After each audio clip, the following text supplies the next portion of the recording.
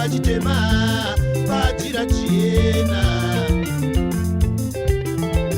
chinorova pakuipa kwacho nemunhu wese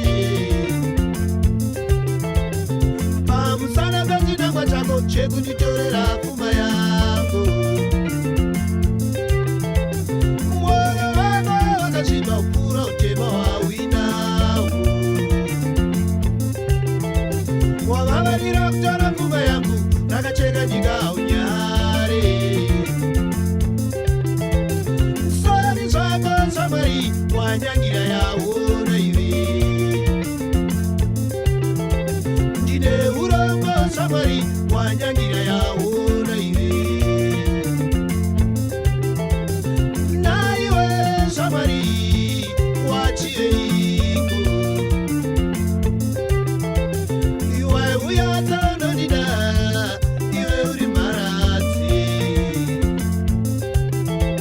iwe kunge chikamba chitema pachira chena chinoona pakuipa kwacho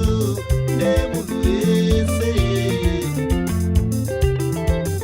pamusana pechinangwa chako chekunditorera pfuma yangu